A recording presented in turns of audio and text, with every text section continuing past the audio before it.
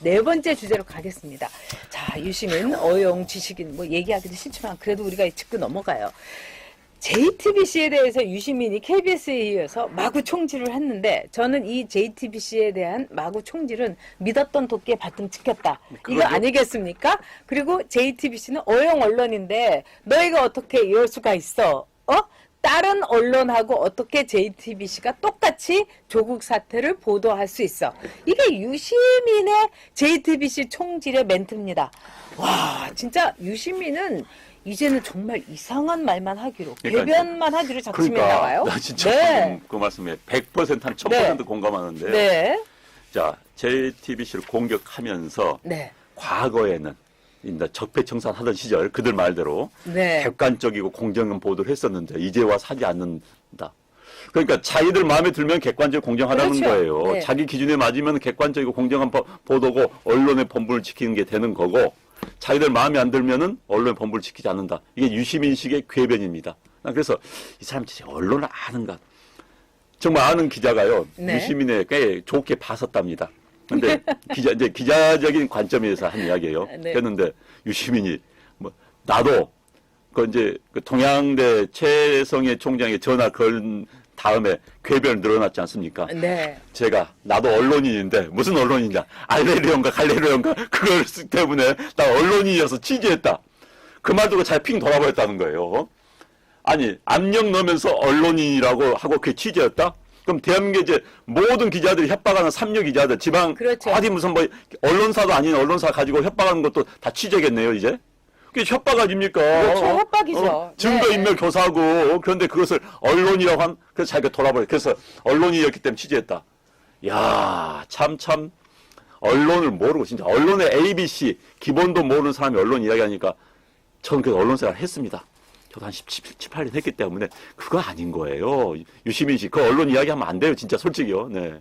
근데 이제 JTBC에서는 유시민하고는 상당히 밀접한 관계고 또 유시민이 JTBC의 뭐 특집이라든가 뭐 이럴 때는 또 얼굴을 내밀어주고 약간의 제가 보기에는 고도의 그 출연료 아주 이 얘기는 안 합니다만 상당히 우리가 생각할 수 없는 액수의 출연료를 네. 이제 받는다고 저는 들었습니다.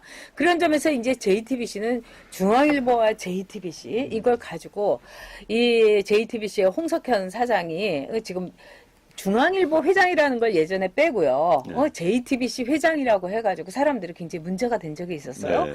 그러면서도 또 뭐라고 하느냐. 중앙일보는 우파, JTBC는 좌파. 근데 우리 아들이 좌파라서 이렇게 됐다. 이러면서 궤변을 늘어놨는데 그런 점에서 이 JTBC라는 언론사에 대해서 우리는 과연 어떤 언론이라고 생각을 해야 될 것인가. 네. 저는 첫 번째 JTBC는 상당히 내부에 드러내서는 안 될 문제점이 많은 언론이다. 이런 생각이 듭니다.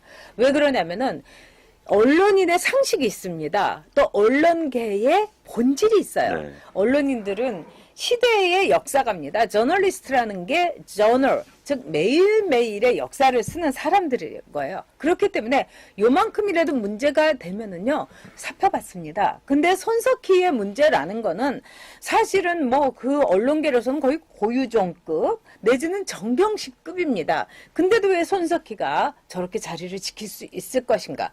이거는 손석희가 말하자면은 JTBC의 어떤 문제점을 갖고 있기 때문이다.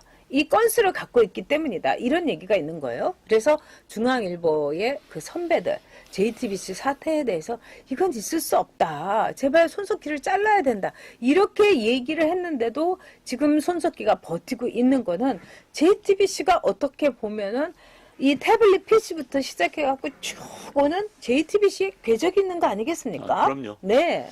JTBC가 이른바 아주 특정 편향 강한 보도를 해와가지고 네. 재미를 많이 봤습니다. 그렇습니다. 자, 이런 겁니다. 이제 우리가 종편들이 사실 몇 년 전까지만 하더라도 1%만 넘으면 성공했던 시절이 있었습니다. 네. 그러다 이제 JTBC가 특정 성향의 보도를 하면서 특정 성향의 진영 사람들한테 인기를 네. 끌었지요. 그래서 이제 종합뉴스가 뭐 5% 놓고 하면서 막 쉽게 말해서 종편 역사를 새로 쓰기 시작한 겁니다. 재미를 많이 봤습니다. 그래서 뛰어내리지 못하고 달린 겁니다.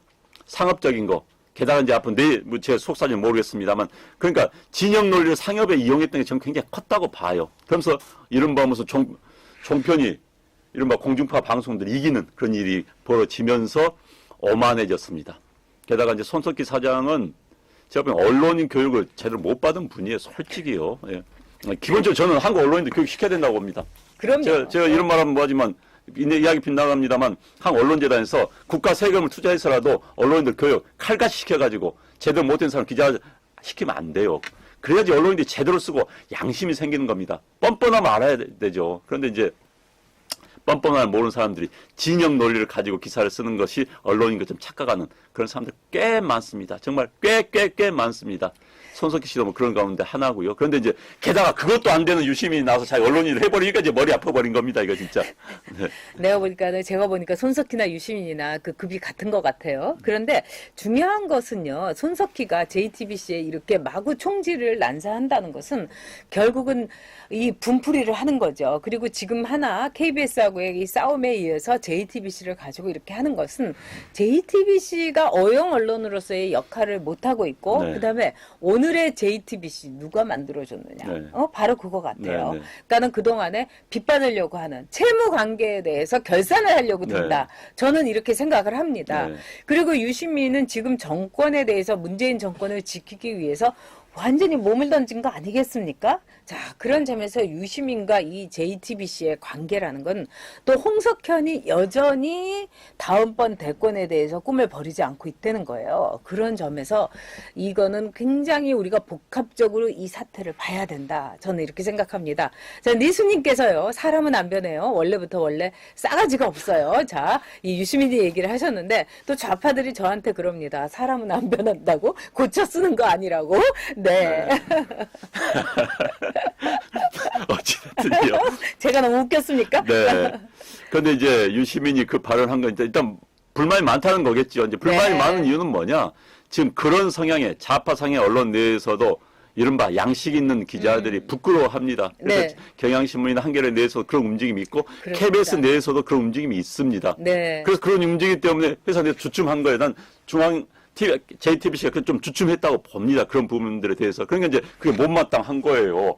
왜 고고하지 않냐 이거예요. 우리 편 들어서 앞장 서가지고 선봉장하고 앞에 칼을 휘둘렀는데 이제 와서 주춤주춤하냐 이겁니다. 주춤주춤하니까 언론이 아니다. 그게 어디 그런 논리가 어디 있습니까? 참, 전 이번에 유시민 씨의 궤변을 보면서 한국의 궤변사를 다시 쓴 한국 궤변사를 대단하죠. 다시 쓴 네. 역사적인 사건들을 벌이고 있습니다 지금. 중앙일보에 대한 저는 간접 이 사살이라고 보는데요. 그래가지고 중앙일보의 그 고민이 저는 느껴집니다. 네. 근데 유시민은요, 제가 볼 때는 제가 이건 아주 유시민 들으라고 하겠습니다만 30살 이후에는 책을 안 읽은 사람 같습니다. 그러니까 네. 그 옛날에는 뭐 이제 그 판금 서적이라든가 읽어서는 안 되는 네. 금지된 서적 열심히 읽고 그거를 이제 짜깁기를 해가지고요. 이 편집을 해갖고 책을 많이 냈지 않습니까? 네. 근데 그나마도 읽지 않는 거예요. 그리고 유시민은요, 어떻게 보면은, 유시민의 심리를 제가 이렇게 보면은, 진짜 다 성장하지 않는 속은 어린애인데 겉모습만 이 아재, 이렇게 봐야 되겠죠. 좌파들 되게 그래요, 네, 솔직히. 이렇게 봐야 네. 되죠. 성장이 이제 정체된 겁니다. 네. 그리고 유시민이 저에 대해서 이렇게 막 화를 굉장히 낸 적이 있었어요. 네. 막 그냥 막 눈을 막 하는 게 그게 뭐 여러분이 아시는 것처럼 이 자기가 노무현이 시대의 미숙하다 그래서 그러면 인큐베이터에다 넣어야죠. 이거 갖고 화를 낸 게 아니에요.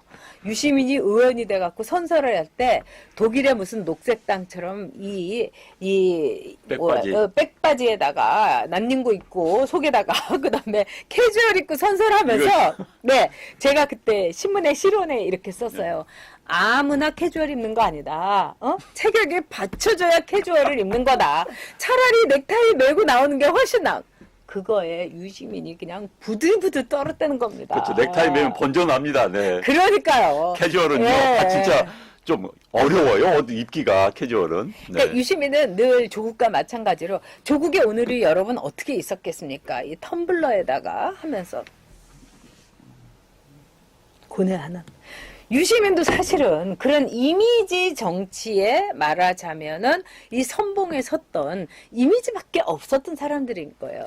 그런 점에서 이번에요. 유시민부터 시작해갖고 다 박살을 내자고요. 네. 그게 이번 총선에 여러분 우리에게 맡겨진 임무입니다. 우리 유권자에게 맡겨진. 그래서 여러분 정말 10월 30일 날 정모에 오셔가지고요.